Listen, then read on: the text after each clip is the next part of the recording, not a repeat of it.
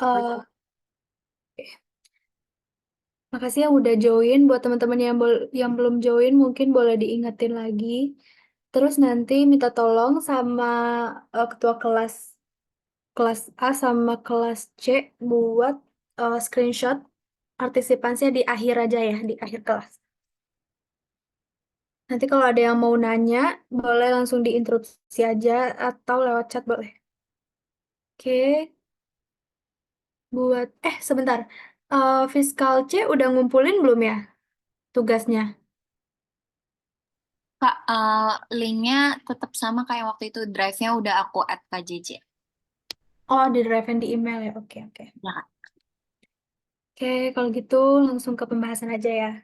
Buat soal nomor satu, jadi di 10 Maret 2022 itu si PTSC ngejual 200 unit barang dagang ya ke si PT Berha dengan harga $50 per unit, tapi dia itu costnya cuma $30 per unit. Terus termnya ada N/60 FOB shipping point. Terus si PTSC jadi si PTSC ini ngebolehin si Barha ini untuk melakukan return gitu. Boleh dibalikin barangnya dalam jangka waktu 60 hari. Dan si PTSC ini tuh mengestimasikan bahwa kayaknya ada 10 barang nih yang bakal diretur sama si Barha. Terus di 25 Maret 2022 ternyata si Barha ini ngembaliin atau ngeretur 6 unit dan juga dapat kredit to its account. Jadi dia dikembaliin, dia ngeretur barang, jadi AR-nya dihapus gitu. Terus kita disuruh catat jurnal di tanggal 10, 25 sama tanggal 31 Maret. Yang pertama, untuk 10 Maret dulu. 10 Maret itu di sini terjadi penjualan itu yang 200 unit seharga 50. Nah, untuk penjualan berarti kita catat karena ini dia ada termnya ya, berarti dia jualnya dengan piutang pakai accounts receivable. Ini accounts receivable di sini terhadap sales revenue, jangan lupa untuk penjualan pakainya sales revenue. Angkanya berapa? 200 unit dikali harga jual $50. Terus, selain itu kita juga harus catat pengurangan inventory di gudang kita. Catatnya terhadap COGS. Berarti muncul COGS-nya bertambah, inventorinya berkurang. Sebanyak berapa? Sebanyak 200 unit dikali cost. Cost barang kita tadi $30. Jadi 66.000. Terus tanggal 25 Maret itu yang pas terjadi retur. Pas tanggal 25 itu si Barha retur 6 unit terus account receivable-nya dihapusin. Berarti di sini kita catat untuk retur itu bukan sales revenue yang didebitkan, tapi ada nama akunnya sendiri yaitu sales return and allowances. Ini juga harusnya masih ingat ya, ini ada di DDA 1 juga. Sebanyak berapa? Sebanyak 6 unit yang dikembaliin dikali dengan harga pas kita jual. Kita jual harga 50, berarti kalau ada retur kita dikurangin sebanyak 50 juga. Kreditnya accounts receivable-nya dihapus nih berarti. Terus karena kita dapat returan barang, berarti inventory kita bertambah lagi. Nah, kalau di sini dia itu dibedakan jenis inventory yang dari gudang sendiri sama inventory dari retur. Dia namanya jadi return inventory. Sebanyak 6 unit dikali cost-nya 30. Berarti COGS kita berkurang karena kita nggak jadi kejual tuh yang 6 unit itu. COGS-nya berkurang sebanyak 180. Terus 31 Maret itu untuk apa? 31 Maret itu kan tadi kita ada estimasi nih. Kita kayaknya estimasiin 10 unit bakal diretur dan kita itu ngebolehin si si Barha ini untuk retur dalam jangka 60 hari kemudian. Berarti kalau kita jual 10 Maret, kita berekspektasi sampai Maret apa sih? April, Mei. Berarti sampai Mei, sampai 10 Mei itu bakal ada yang diretur gitu. Makanya di sini 31 Maret itu kita akan lakukan penyesuaian. Nah, ini kenapa 31 Maret ini dilakukan penyesuaian? Karena kebetulan di 31 Maret itu adalah tahun bukunya dia. Jadi akhir periode keuangan si PTSC itu ada di tanggal 31 Maret gitu. Makanya kita ngelakuin adjustment-nya di 31 Maret. Kalau misalkan dia ini periode keuangannya nggak berakhir di 31 Maret, misal dia di 31 Juni gitu, maka kita nggak usah lakuin adjustment. Jadi adjustmentnya itu cuma dilakuin jika kita masih ada nih estimasi sampai tanggal berapa dan tahunnya itu ternyata berakhir sebelum tanggal tersebut gitu. Makanya kita harus lakuin adjustment. Adjustmentnya itu sales return and allowances sama. Nah, tapi bedanya kalau misalkan di sini kita langsung kurangin ke accounts receivable karena udah beneran kejadian. Kalau ini kan kita baru estimasi, berarti kita pakainya itu allowance for sales return and allowances. Tapi dia ini sifatnya mirip-mirip sama account receivable yang ada di sini. Jadi nanti ini dilaporinnya juga di SOFP kita. Sebanyak berapa? Sebanyak sisa yang kita ekspektasikan. Tadi kan kita expect-nya ada 10 yang diretur, tapi ternyata baru 6. Berarti sisa 4 lagi kan yang bakal kira-kira bakal diretur. Berarti 4 dikali 50. Terus untuk COGS-nya juga kita jurnal, walaupun ini masih estimasi, jurnalnya itu juga sama estimated inventory return karena ini belum kejadian, makanya pakainya estimated. Sebanyak 4 unit dikali cost-nya 30. Oke, kalau udah kita lanjut ke yang B. Yang B itu kita disuruh bikin income statement sama SOFP per 31 Maret. Nah, ini kenapa kita bisa tahu kalau misalkan periode keuangan si PTSC ini berakhir di 31 Maret. Karena dia suruh kita bikin financial position di 31 Maret. Berarti emang periode keuangannya udah habis di situ. Kita bikin periode keuangan per 31 Maret untuk income statement sama financial position. Income statement itu for year ended. Di sini mulai dari salesnya. Salesnya di sini kita lihat ada sales 10.000, ada lagi sales. Kalau nggak ada berarti ya udah cuma 10.000. Terus ada sales return and allowances. Ini dijumlahin. Kita yang pertama itu yang beneran kejadian yang atas 6 unit itu. Yang satu lagi yang pas kita adjust. Sales return and allowances itu harus mengurangi nilai sales. Makanya dapat net sales itu 10.000 kurang 500. Jadi 9.500. Di bawahnya net sales ada COGS. COGS juga nilainya digabung. Ini pertama di debit ada 6.000, terus di retur 180, terus ada penyesuaian retur 120. Berarti COGS kita ada 5.700. Net sales dikurangi COGS, kita dapat gross profit sebanyak 3.800. Terus kita ke financial position. Financial position berarti kalau di sini ada accounts receivable yang pertama. Accounts receivable ini awalnya kita 10.000, tapi dia retur 300, berarti kita harus hapuskan tadi. Kita udah hapus nih di sini AR 300, berarti AR sisa 9.700. Nah, terus tadi nih yang ini, allowance per sales ini kan dia masuknya ke aset juga, tapi dia sifatnya sama kayak AR yang ada di kredit gitu, makanya dia kontra AR gitu nyebutnya. Mana sih tadi kok hilang? Nah ini, allowance for sales bukan mana sih ini allowance for sales return and allowances sebanyak berapa yang kita lihat di jurnal kita yang muncul allowance itu cuma yang ini berarti dia minus 200. Net realizable value-nya berarti nilai neto yang bisa direalisasikan itu cuma 9.500. Terus return inventory-nya ada berapa? Return inventory-nya ada 180 yang udah benar-benar diretur sama 120 yang dari estimasi.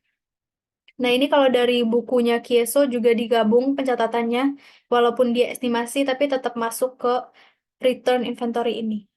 Gitu.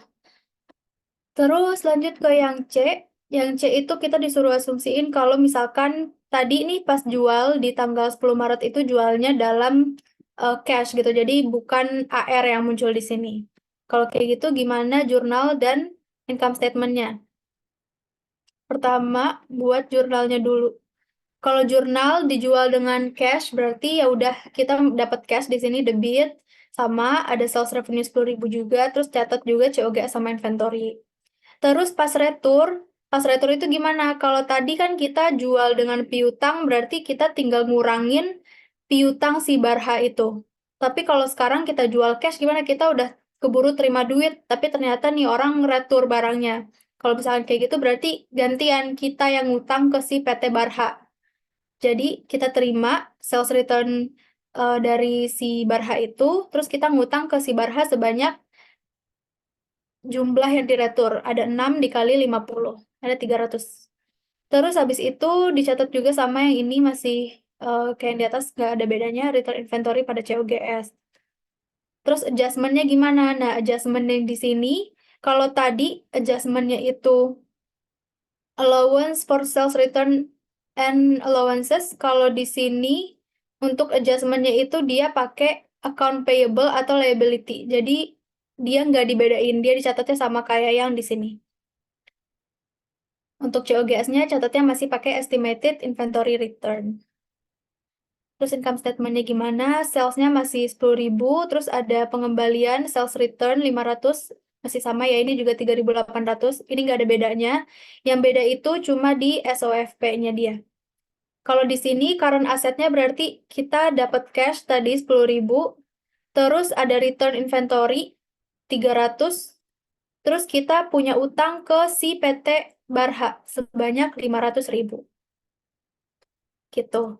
Sampai sini ada yang mau tanya dulu? Oke, kalau nggak ada lanjut ke soal nomor 2. Nomor 2 itu si ZLTD, dia bersepakat atau menekan kontrak pada 1 April 2023 untuk menjual metal aluminium materials. Terus si ZLTD ini sepakat untuk melakukan repurchase. Jadi dia itu di sini berarti bikin repurchase agreement per tanggal 1 Juni 2023 dengan harga 200.000 ditambah dengan bunga 2% interest. Nah, ini mungkin kalian dapat soalnya agak kurang ya. Sebenarnya di sini bunga 2% ini tuh untuk per bulan gitu. Jadi 2% itu nanti per bulannya itu dapat 2%. Jadi kalau 1 tahun berarti 24 kayak gitu. Ini kurang, soalnya kurang dikasih tahu di sini. Nggak apa-apa nanti kalau misalkan ada yang terlanjur nganggap 2% ini buat 1 tahun, asal hitungannya bener nggak apa-apa. Oke, jadi kalau misalkan si repurchase agreement itu sebenarnya dia bentuknya itu ada dua, ada call option sama ada forward. Ini forwardnya Bu.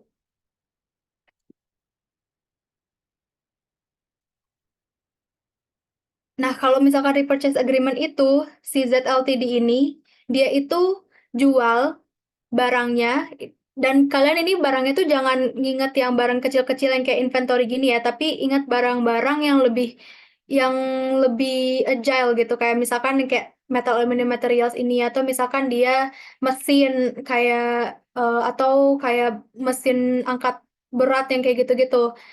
Dia itu jual ke pembelinya dia, tapi dia ini masih punya kontrol yang full terhadap aset tersebut. Makanya di sini dia itu bisa di masa yang akan datang tuh buat ngambil lagi barang itu, tapi nah kayak gini, dengan harga yang sama, jadi dia bisa bayar tetap 200.000, atau dia bisa bayar ada tambahan bunga 2% di sini.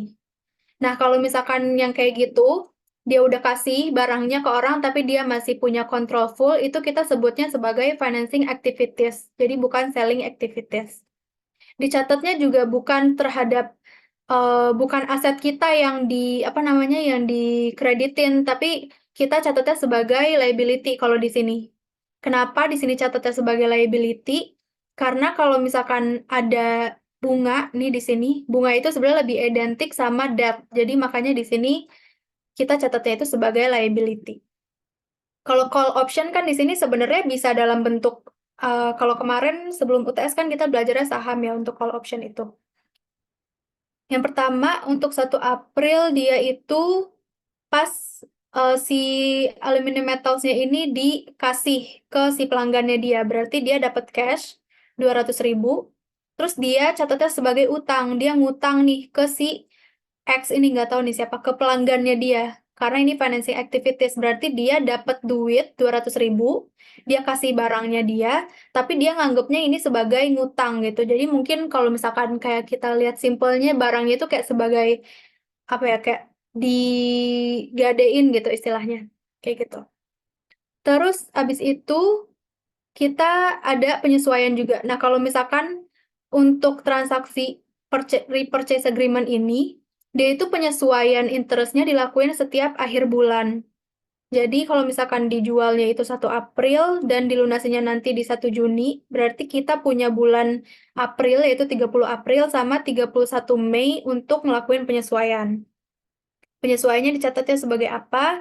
Sebagai interest expense terhadap liability-nya. Kenapa liability-nya yang ditambah? Kenapa bukan interest payable gitu? Karena di sini dia itu ngejanjiinnya 200.000 plus 2% bunganya. Jadi nanti dia bayar total liability yang dia bayar itu adalah 200 plus 2% gitu. Makanya di sini yang ditambah itu adalah liability to X-nya ini. Cara ngaliinnya kemana? Dikali 4%, dikali dengan jumlah saldo ending liability. Berarti kalau misalnya di 30 April masih 2% dikali 200.000. Kalau di 31 Mei, berarti dikalinya bukan ke 200.000, karena di sini liability-nya udah bertambah. Jadi 2%-nya dikali 200 plus 4.000. Jadi 4.080. Nah, pas dia di 1 Juni, ini kan dia udah bisa untuk beli lagi tuh. Tadi si apa namanya metal aluminium materials yang dia jual ini. Berarti liability to X-nya ditaruh di debit, kita keluar cash sebanyak jumlah 200.000 ditambah dengan bunga. Jadi 208.080. Oke, nomor 2 udah. Lanjut ke nomor 3. Nomor 3, di 1 Januari 2023, si PT X itu berkontrak dengan PT Bekse, Bekse, Bekse ya, kayak gitu, untuk mentransfer produk X dan produk Y dengan harga 150. Si X itu harganya 80, si Y itu 70.000. Masing-masing cost-nya 60 dan 50. Nah, kata si PT Bekse ini, pembayaran itu baru akan dilakukan kalau misalkan si produk Y itu udah dikirim juga. Jadi dia ini bilang nih ke si PT X, kita mau order dong produk Y dan produk X gitu, tapi nanti kita bayarnya kalau kedua produk ini udah dikirim ya gitu. Jadi dia bayarnya tuh belakangan gitu. Terus si di 1 Februari ternyata udah dikirim produk X. Nah, produk Y-nya itu baru dikirim di 1 Maret. Terus di 1 April ini kontrak yang baru lagi. Udah, kita sampai situ dulu aja ya. Pertama, untuk sama si PT Bekse itu. Kontrak sama si PT Bekse tadi, barangnya kirim dulu semua, baru dibayar. Berarti kan kita muncul piutang nih. Kita udah ngelakuin kewajiban kita, tapi kita belum dibayar. Berarti kita muncul piutang. Di 1 Januari disuruh bikin jurnal, tapi karena di sini baru tanda tangan kontrak doang, berarti belum ada kegiatan ekonomis ya di sini, jadi no entry. Terus di 1 Februari itu kita ngirim produk X.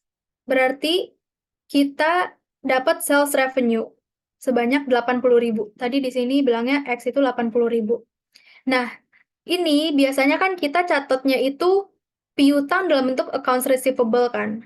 Tapi kalau misalkan dalam hal apa namanya perjanjian yang dalam bentuk udah kontrak kayak gini, kita itu dipisah untuk pelaporan keuangannya itu dilaporinnya bukan sebagai accounts receivable, tapi dilaporinnya sebagai kontrak assets. Itu ada di buku Kieso, nanti kalian bisa baca sendiri. Kontrak aset itu piutang juga, tapi beda sama accounts receivable. Jadi dia dipisahin gitu. Jadi kontrak aset di sini 80.000. Terus kita catat juga COGS kita dari di sini cost-nya 60.000, jadi COGS pada inventory 60.000. Terus 1 Maret baru akhirnya kita kirim produk Y. Nah, kalau misalkan kita udah kirim produk Y, berarti sesuai perjanjian, si X ini si Baxo ini bakal bayar. Makanya di sini waktu kirim itu udah langsung muncul account receivable gitu. Nah, baru nih si kontraknya itu berubah jadi account receivable sekarang. Account receivable-nya 150.000 sesuai dengan ini nilai kontrak kita 150. Terus kontrak assets yang di sini 80.000 dihapus karena dia udah berubah jadi AR ya. Terus sales revenue 70.000 ini untuk catat sales revenue atas produk Y. COGS inventory produk Y juga dicatat 50.000 dari sini. Cost 50.000. Terus habis itu kita terima pembayaran kan berarti sesuai perjanjian kita dapat cash 150, AR-nya berarti dihapus. 150.000. Untuk PT Bexo udah selesai transaksinya, kita lanjut ke 1 April 2023. Dia ada kontrak baru lagi sama PT Cekse, 100.000. Di sini PT Cekse itu mau bayar 100.000 itu di depan. Jadi dia bayar dulu di Mei, tanggal 1 Mei, tapi produknya itu baru dikirim 1 Agustus. Kalau misalkan kayak gitu, berarti kita simpelnya dibahasain sebagai bayarannya itu diterima sebelum barang dikirim. Berarti ini kita belum ngelakuin kewajiban, tapi kita udah dapet duitnya gitu. Itu namanya unearned revenue. Di 1 April juga ini belum ada jurnalnya karena ini baru untuk kontraknya doang. Terus di 1 Mei si Ceksa tadi bayar, berarti kita dapat cash. Karena kewajibannya belum kita lakuin, kita belum boleh akui sebagai sales revenue, tapi kita akui sebagai unearned sales revenue. Terus 1 Agustus kita kirim produknya, berarti unearned sales revenue ini udah berubah jadi sales revenue. Terus kita catat COGS pada inventory. Sesuai dengan angka di sini. Cost 85.000. Oke, nomor 3 udah selesai. Kita lanjut ke nomor 4. Nomor 4, ZE Ltd ada kontrak franchise pada 1 Desember 2023. Jadi dia ngasih hak kepada franchisee untuk mengoperasikan ZES restoran selama 5 tahun. Nah, si ZE Ltd ini em, nyuruh si pelanggannya dia ini untuk bayar 100.000. Jadi franchise itu dihargai sebanyak 100 juta, 100 juta saat penandatanganan kontrak itu. Jadi pas si pelanggan dia ini ngambil franchise-nya itu, mereka harus bayar 100 juta di awal. Selain bayar 100 juta itu, mereka juga harus bayar royalti sebanyak 7% dari annual sales. Jadi annual sales-nya dia itu dikasih sebanyak 7%-nya buat si ZE Ltd. Terus kita disuruh catat jurnal 1 Desember, 31 Desember, sama 15 Januari. Yang pertama waktu 1 Desember dulu. 1 Desember itu terjadi penandatanganan kontrak itu sekaligus pembayaran sebanyak 100 juta atas nilai franchise-nya. Berarti kita dapat cash, kita sebagai ZE Ltd ya BTW. Kita dapat cash 100 juta. Karena ini dibayar di muka, ini kan franchise-nya bisa dipakai 5 tahun ke depan. Makanya di sini kita masih catat sebagai unearned juga nih, sama kayak yang tadi. Ini kewajiban kita belum dilakuin, tapi udah dapet duitnya, berarti dicatat sebagai unearned. Unearned franchise revenue sebanyak 100 juta. Terus 31 Desember kita harus ngelakuin adjustment. Ngelakuin adjustmentnya untuk apa aja? Yang pertama, untuk ngakuin ini sebagai pendapatan, dan juga untuk mengakui accrued pendapatan dari royalti ini, untuk royalty payment. Yang pertama untuk unearned franchise revenue-nya dulu. Ini kenapa angkanya segini? Tadi kita bilang si franchise ini dihargain 100 juta, bisa dipakai selama 5 tahun. Artinya per tahun itu si franchise ini nilainya adalah 200 juta gitu. Jadi per tahun 200 juta, 20 juta. Per tahun itu 20 juta. Karena di sini kita tekan kontraknya itu 1 Desember dan kita ngelakuin penyesuaian di 31 Desember, berarti baru 1 bulan di tahun pertama itu yang kepake. Makanya kita harus taruh 1/12 dikali 20 juta di sini. Dapat 1,6 sekian juta. Nah, ini kan berarti yang 1 bulan itu udah kewajibannya udah lunas. Makanya si unearned revenue ini berubah menjadi revenue kita. Jadi catatnya sebagai franchise revenue. Terus atas royalti ini kita catatnya sebagai apa? Kalau royalti ini kita kan belum terima ya. Kita baru dijanji ini kita dapat 7% dari annual sales, tapi kita belum ada duitnya kan. Beda sama franchise yang di awal itu udah dikasih duitnya. Makanya di sini pas kita tahu si pelanggan kita ini dapat untung di tahun tersebut 1,5 M, kita itu bakal catat piutang. Jadi muncul accounts receivable di sini terhadap franchise revenue. Ini dicatat sebanyak 7% dari total nilai sales dia di tahun itu. Di Desember 2023 itu dia salesnya 1.500.000. 1,5 M ya. Jadi dapat 7% kali 1,5 M. Nah, ini tuh nggak usah dikaliin apa namanya kayak per bulan gitu, kayak 1/12 itu nggak usah. Kenapa? Karena 7% itu dihitungnya dari seluruh sales di tahun itu. Kalau sales di tahun 2023 yang kebetulan cuma di bulan Desember ini 1,5 M, ya udah dikaliin aja semua 1,5 M dikali 7%. Lanjut ke 15 Januari untuk mencatat pembayaran royalti. Jadi kita udah catat piutang di sini, ternyata di 15 Januari akhirnya si orang yang make franchise kita ini bayar. Berarti kita dapat cash di sini 105, accounts receivable-nya dihapus. Oke, nomor 4 udah selesai, kita lanjut ke nomor 5. Nah, ini nomor 5 udah masuk ke apa namanya? Konstruksi ya. Jadi di 1 Maret 2022 itu si PTA ini dikontrak sama PTB untuk melakukan pekerjaan konstruksi. Kontraknya itu berakhir di 31 Desember 2024. Total nilainya itu 8.400.000. Terus di sini ada keterangan cost per tahunnya di sini.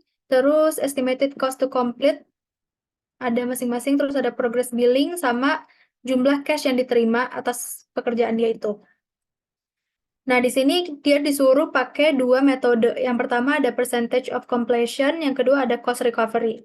Kalau percentage of completion, dia itu harus ngitung dulu persentase kegiatan atau pekerjaan yang komplit di tahun tersebut. Jadi, dia ada yang namanya asumsi atau estimasi gitu. Sedangkan kalau cost recovery ini, dia hanya mencatat revenue, dia hanya mencatat gross profit di akhir masa kontrak aja. Jadi selama tahun berjalan, dia itu nggak ada perkiraan-perkiraan berapa ya kira-kira revenue kita tahun ini itu nggak ada. Jadi dia langsung nolin aja JP-nya gitu. Nanti GP-nya itu akan diterima, akan diakui di akhir masa kontrak. Pertama kita lihat yang ke percentage of completion dulu, kita disuruh schedule to compute, oke, gross profit atau loss-nya dulu ya. Kalau buat percentage of completion, kayak yang tadi dia itu punya asumsi. Nah, makanya kita harus hitung dulu berapa sih kira-kira asumsi revenue yang dia akui di tahun tersebut. Nah, cara ngitungnya kayak gini. Biasanya kalau di AKPA 2 kita kan, kalau apa angkatan gue kan juga belajar lagi. Biasanya formatnya kayak gini, cost to date, terus di bawahnya estimated cost to complete, terus persentase completed work, di bawahnya ada persentase current work. Ini tahunnya. Yang pertama cost to date dulu. Cost to date itu adalah cost incurred di tahun tersebut ditambah dengan cost di tahun-tahun sebelumnya gitu. Jadi dijumlahin. Kalau di tahun 2022, cost-nya itu 2.880.000, tambah tahun sebelumnya nggak ada nih. Jadi karena ini masih tahun pertama, ya udah berarti cost to date-nya 2.880. Terus estimated cost to complete, lihatnya di mana? Lihatnya di sini. Ini kan udah dikasih tahu informasi. Jadi langsung masukin aja 3.520.000. Untuk ngitung completed work-nya, caranya gimana? Dari cost to date ini dibagi dengan cost to date ditambah estimated cost to complete. Gitu. Jadi rumusnya kalau kalian bingung nanti kasih aja kayak dalam kurung A, dalam kurung B gitu. Jadi A dibagi A plus B. Kayak gitu rumusnya. Tapi ini jangan kelewat. Ini sebanyak 45% itu masih total completed work sampai tahun tersebut. Jadi kalau mau tahu berapa jumlah pekerjaan yang dilakuin di tahun itu aja, itu nanti harus dikurangi sama tahun sebelumnya. Makanya di sini untuk current work 2022 itu harusnya 45% dikurang, sebelumnya kan nggak ada pekerjaan, berarti dikurang 0%. Berarti untuk tahun 2022, pekerjaan yang selesai itu adalah 45%. Kalau di tahun 2023 gimana? Tahun 2023 cost to date-nya tadi, sebentar ya guys.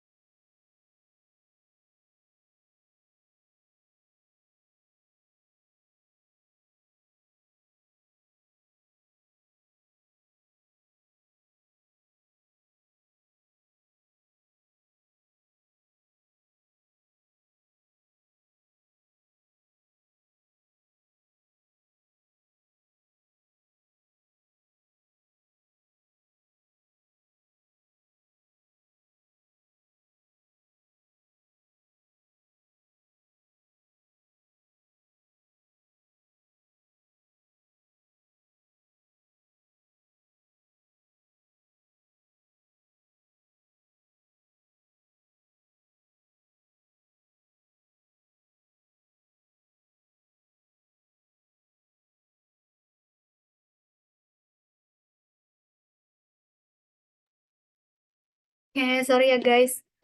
Tadi sampai sampai 2023 ya. Nah di 2023 cost to date-nya itu berapa? Cost to date-nya berarti cost yang terjadi di tahun 2022 ditambah dengan cost yang terjadi di tahun 2023. 2022 ada 2.880.000, terus 2023 ada 2.230.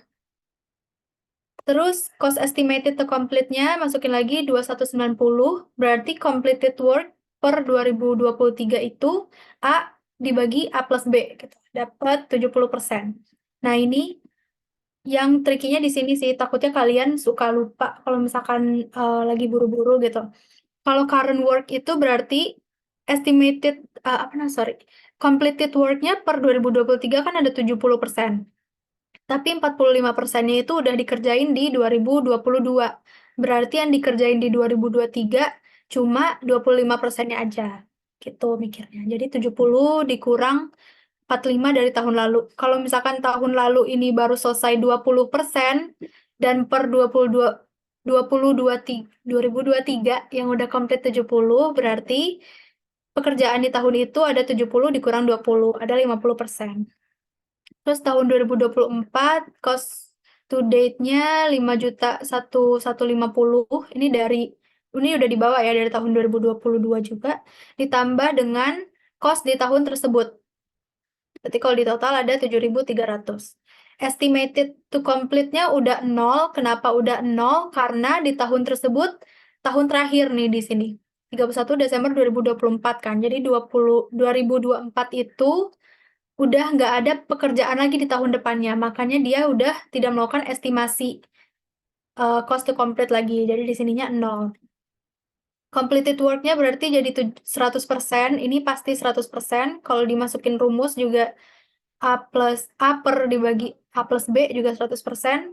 Karena di tahun itu udah kelar kerjaannya. Current work di tahun 2024 berarti 100% dikurangi 70% yang udah dikerjain di 2022 dan 2023.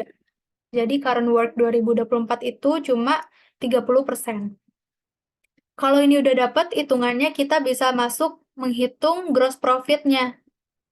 Nah, ini untuk ngitung gross profit itu dibagi lagi jadi 3.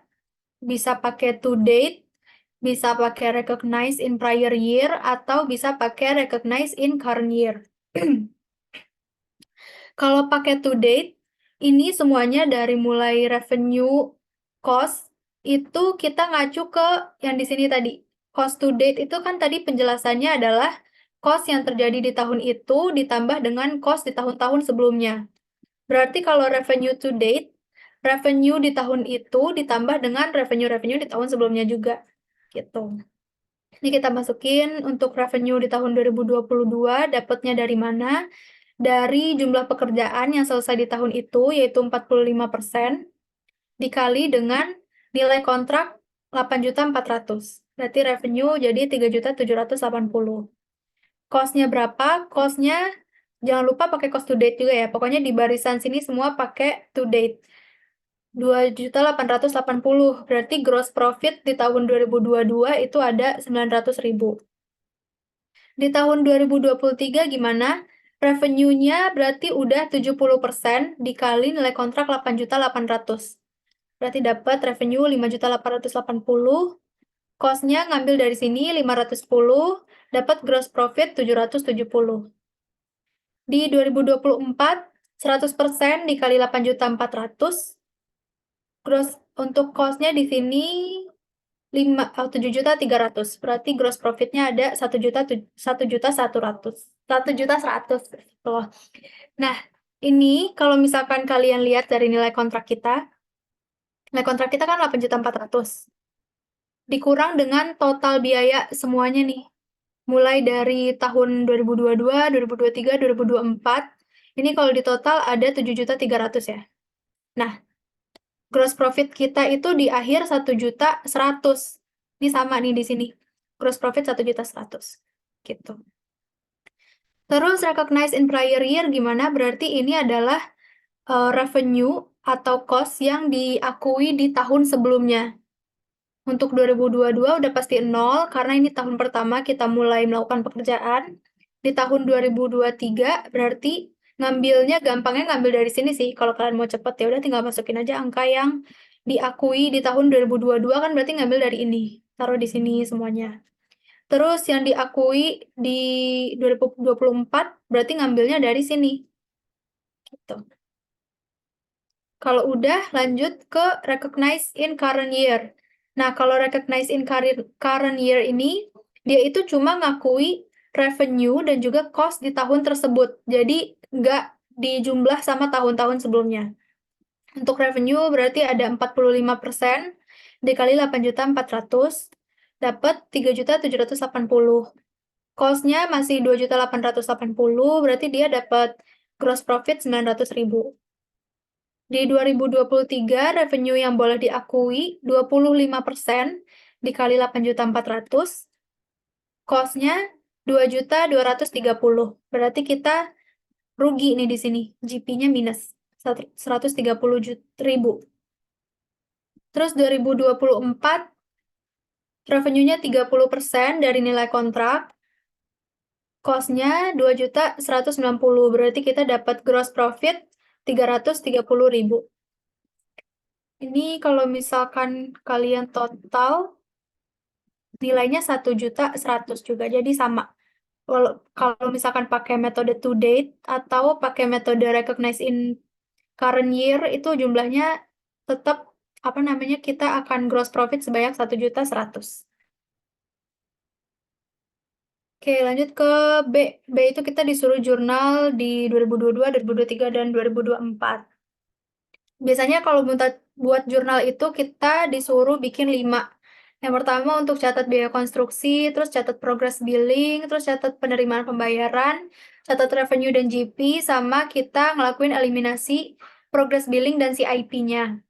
Untuk biaya konstruksi itu dicatatnya dari mana? Dicatatnya dari nih, cost incurred during the year. Jadi masing-masing berarti beban atau biaya kita yang keluar di masing-masing tahun itu segini.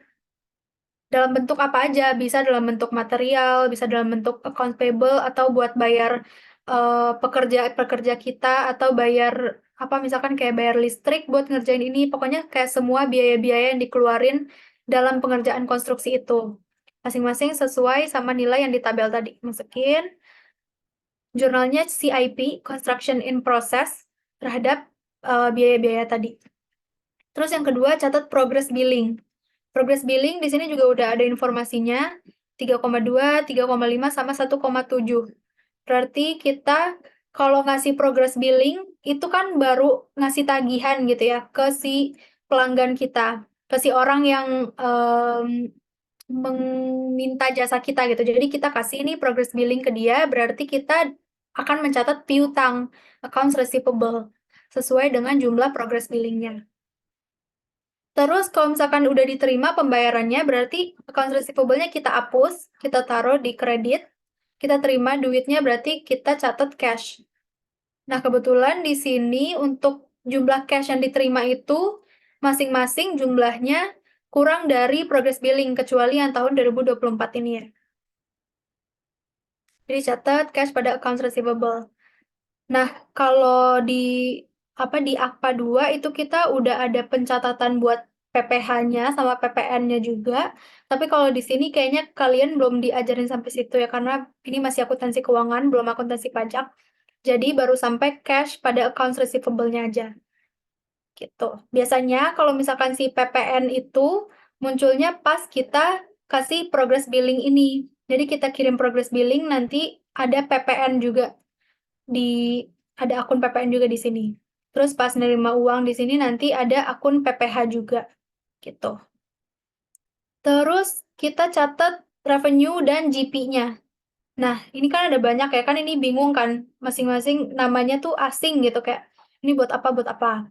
Yang pertama, dari yang paling gampang mungkin ini sih, cost of long-term construction. Ini yang paling mirip namanya sama perkiraan kita kira-kira ini akunnya buat apa. Cost of long-term construction ini sesuai namanya cost, berarti ini biaya yang kita keluarin di tahun tersebut. Di sini nilainya masih ngambil yang ini ya, 2880 dan seterusnya itu. ditaruh di debit. Cost of long-term construction, taruh sini. Terus yang kedua, setelah kita catat cost of long-term construction, kalau kita mau catat GP kan berarti kita harus munculin revenue-nya. Revenue itu normalnya di kredit, berarti kita catat revenue of long-term construction sebesar nilainya berapa dari sini nih, dari 45 dikali 84, 25 dikali 8,4, 30 kali 8,4. Kalau kalian tadinya udah ngitung pakai recognize in current year, berarti ngambilnya dari ini, masing-masing 3,780, 2,1, 2,520. Gitu. Nah, kalau udah ada cost, udah ada revenue, ini kan ada selisih. Di sini cost-nya lebih besar, di sini revenue-nya lebih besar, ini cost-nya yang lebih besar, ini di sini revenue-nya lebih besar lagi. Kalau ada selisih antara revenue dengan cost, berarti kan itu adalah gross profit atau gross loss ya. Nah, makanya dicatat itu sebagai construction in process. Jadi, CIP yang ada di sini ini fungsinya sekarang untuk mencatat gross profit atau gross loss-nya. Tahun 2022 kebetulan dia untung ya. Ini sama kan mana sih tadi? Nah, di sini juga kita pas ngitung dia untung 900.000. Berarti ada CIP di sini di debit sebanyak 900.000. Di tahun 2023 di sini nilai GP-nya minus 130, berarti CIP-nya munculnya di kredit. Tahun 2024 GP-nya plus, jadi kita untung lagi, berarti CIP-nya kita taruh di debit. Jadi ini tergantung kalau misalkan kita di tahun itu ada gross profit, berarti kita catat CIP-nya di debit. Tapi kalau gross profit kita minus, kita taruh CIP ini di kredit. Kalau udah, kita harus eliminasi PB dan juga CIP. Nah, ini cuma harus dicatat di akhir kontraknya aja. Jadi kalau kerjaannya ini udah selesai, baru kita boleh ngehapus progress billing sama CIP itu. Sebanyak nilai kontraknya dia, 8.400.000. Oke, bagian B udah. Lanjut ke C, kita catat, bikin financial position.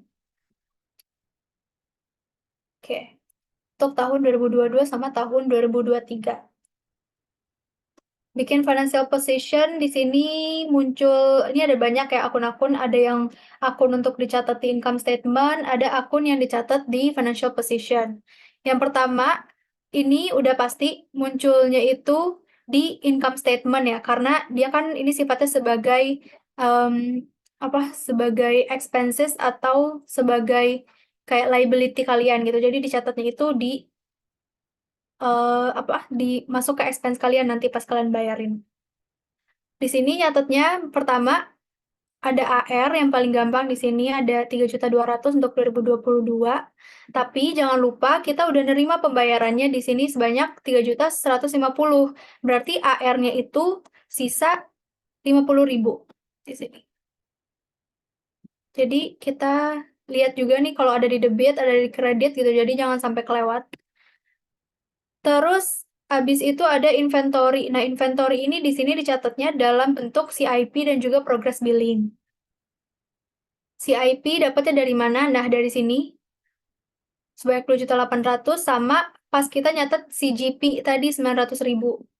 Karena ini kita GP-nya plus, berarti si CIP itu menambah jumlah inventory-nya.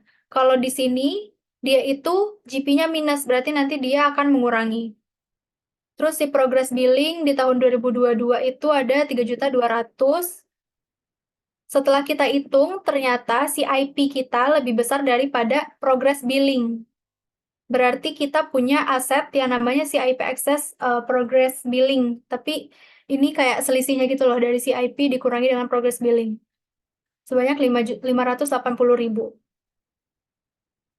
Udah, kalau misalkan kayak gini berarti yang dilaporin cuma bagian ini aja. Karena di sini ternyata si CIP-nya itu lebih besar daripada si progress billing. Gimana kalau misalkan si IP lebih kecil daripada progress billing? Atau dalam kasus si GP-nya itu minus. Ini tadi penghitungannya kayak gini. kita udah catat CIP ternyata di tahun 2023 itu kalau di total dari debit 2.230 dikurangi kredit 130, CIP-nya sisa 2.100.000, terus progress billing 3.500.000. Kalau dihitung, si progress billing itu lebih besar 1.400.000 daripada si CIP-nya itu. Kalau misalkan kasusnya kayak gini, ini nggak boleh dilaporin di bagian aset. Jadi kita laporinnya di bagian liabilities. Jadi ini dihapus. Gitu. Ini buat ngasih tahu kalian aja ya tadi. Kita catatnya tuh sebagai liabilities kita karena ternyata pekerjaan yang kita lakukan itu nilainya masih lebih kecil daripada progress billing yang kita minta. Makanya kita istilahnya ngutang gitu sama em, orang yang ngontrak kita ini. Bentar ya, mau ngambil charger dulu.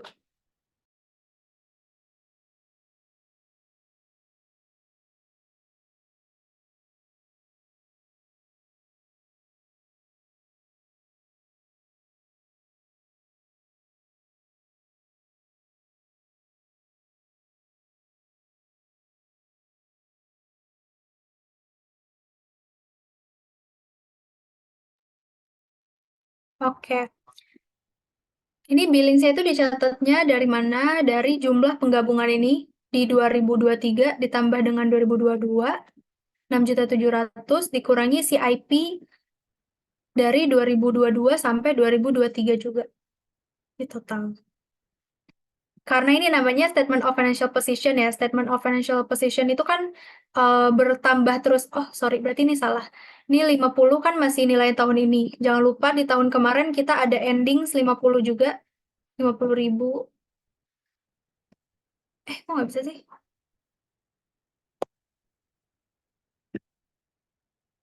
SOFP itu kan selalu diupdate ya. Dia kan dibawa-bawa terus. Makanya ditambahin sama jumlah-jumlah di tahun sebelumnya. Jadi di sini udah dapet, bener ternyata si billing saya itu lebih besar daripada si CIP kita. Makanya kita taruhnya di current liabilities. Kalau di tahun depan kayak gimana? Tahun depan misalkan ditanya nih 2024 catatnya gimana di financial position. Ya udah kalian juga sama, ngitungnya kayak gini lagi. Kalian lihat di sini si mana sih tadi? Nah, kalau di 2024 kan CIP-nya muncul lagi di debit. Berarti kalau misalkan kayak gini, kalian akan catatnya di bagian aset lagi, bukan di bagian liabilities.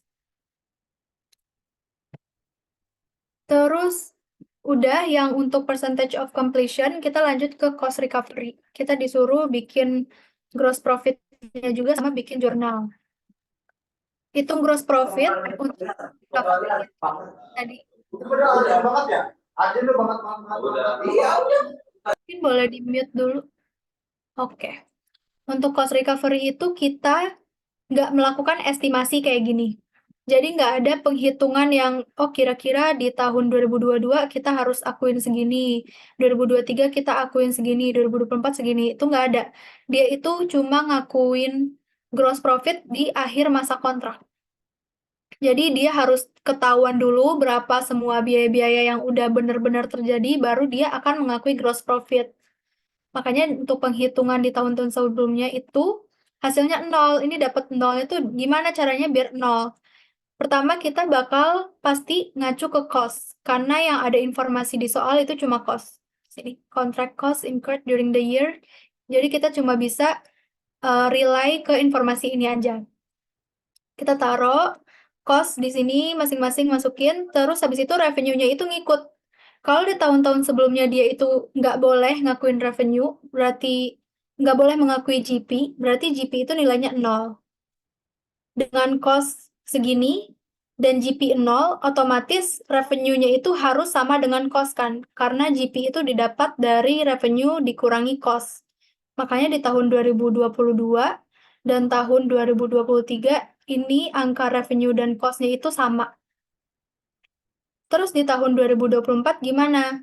Tahun 2024 cost-nya kita dapat dari soal 2.160.000. Terus kita juga tahu bahwa kita ternyata atas pekerjaan ini untung 1,1 juta. Dapatnya dari mana? Dapat dari nilai kontrak. Oh ini udah dihitungin ternyata. dapat dari nilai kontrak nih 8.400.000 sama total biaya dari 2022 sampai 2024. Nih, kalau di total itu 7.300.000. Berarti kita atas pekerjaan tersebut akan untung laba kotor kita sebanyak 1.100.000. Kalau udah dapat laba kotor 1.100.000, terus ada cost 2.160.000, berarti revenue-nya tinggal ditambah dari cost dengan GP-nya. Gitu.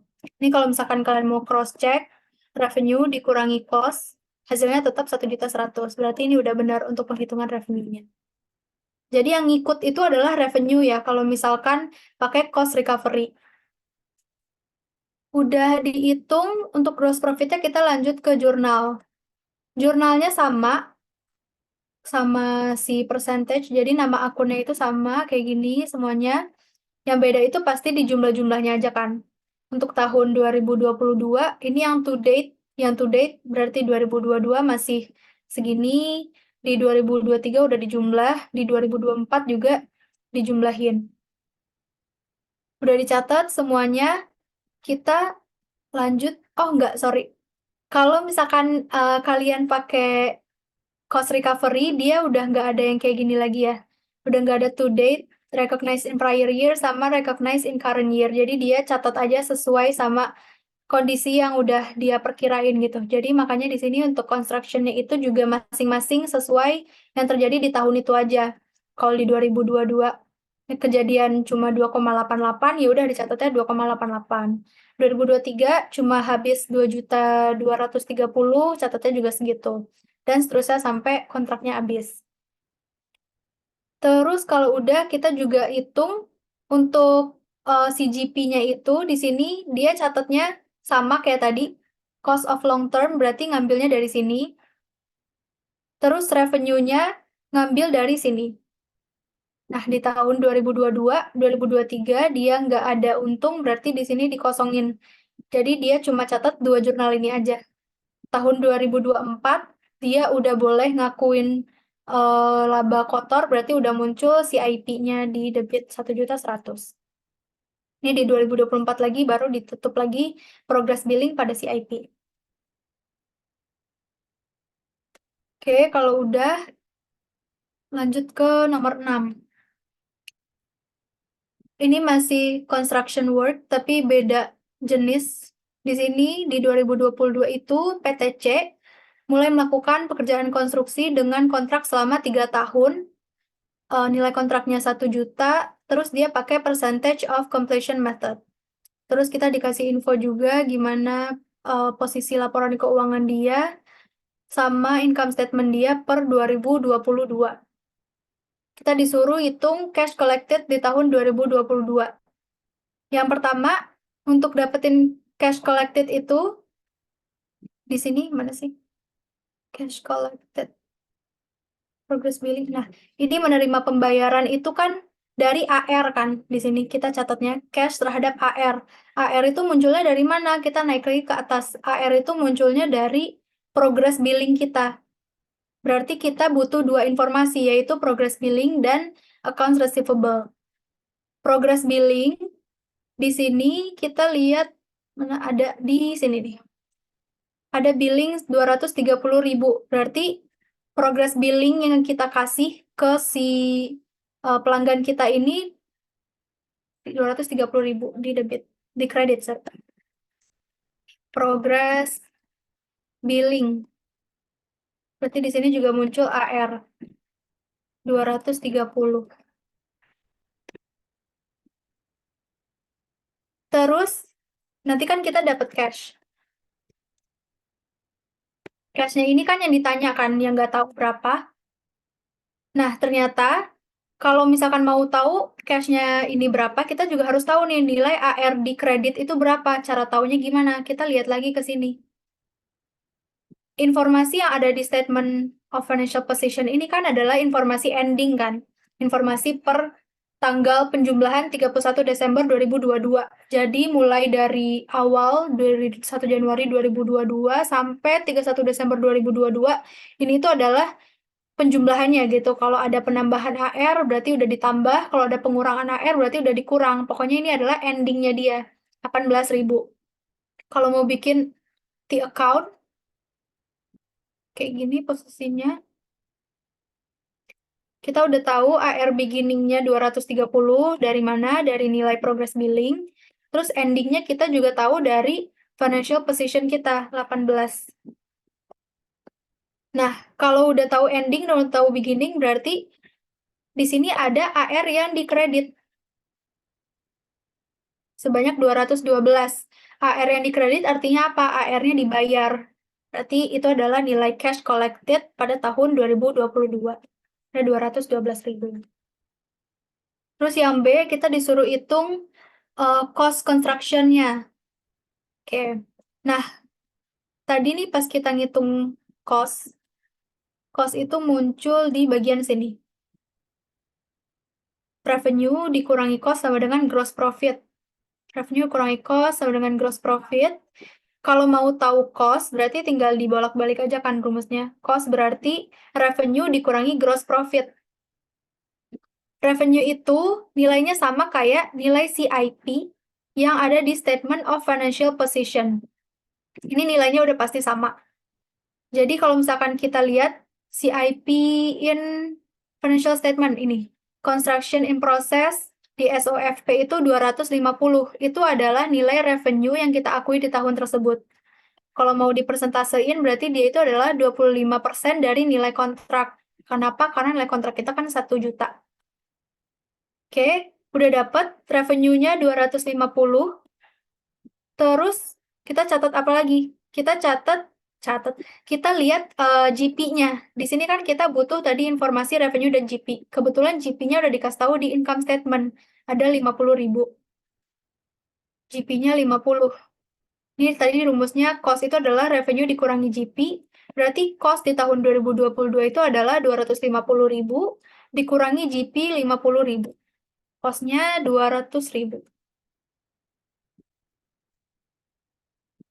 Terus yang C, kita disuruh hitung estimated total cost of the contract. Oke. Estimated total cost itu adalah cost to date atau cost dari tahun lalu plus tahun ini ditambah dengan cost estimated untuk tahun depan.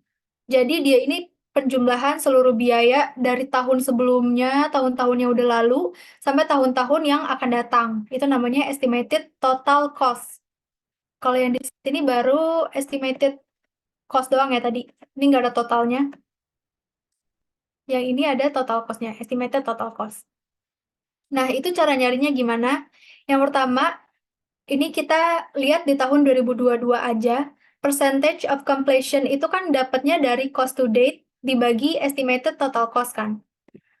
Tadi nih kalau misalkan pakai rumus yang ini, tadi kan A ditambah A dibagi, A dibagi A plus B gitu kan. Nah, A plus B itu cost to date ditambah estimated cost to complete. Berarti kan jumlah biaya dari tahun ini dan tahun sebelumnya ditambah dengan biaya di tahun depan. Jadi bahasanya itu kalau lebih gampang itu sebutnya estimated cost to complete. Makanya untuk hitung persentase itu, cost to date dibagi estimated total cost. Di sini, percentage of completion-nya kita udah tahu 25%, karena tadi kita mengakui revenue itu 25%. Revenue yang boleh diakui itu kan adalah revenue atas kegiatan yang udah selesai. Kalau revenue-nya 25%, berarti bisa dipastikan bahwa tahun itu pekerjaannya udah selesai itu adalah 25%. Makanya langsung kita taruh di sini 25% sama dengan cost to date. Cost to date ini dapat 200.000 dari mana? Dapatnya dari mana sih? Oh ini current cost yang tadi yang udah kita kerjain di B. 200.000. Dibagi dengan X. Ini yang kita cari ya, estimated total cost. Nah, kalau misalkan kayak gitu ya udah tinggal dapat X-nya pindahin ke sini, berarti X itu adalah atau estimated total cost sama dengan 200.000 dibagi 25% atau 800.000. Ini adalah estimated total cost. Jadi cost di tahun perkiraan cost di tahun ini sama cost sampai akhirnya dia selesai di masa depan. Gitu. Ini udah selesai, udah 6 soal. Ada yang mau ditanyain dulu?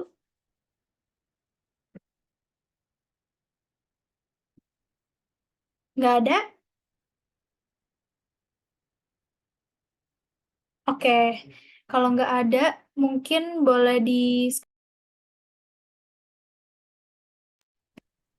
di screenshot dulu buat ketua kelas yang udah hadir hari ini. Oke, Kak. Sebentar ya, Kak. Oke.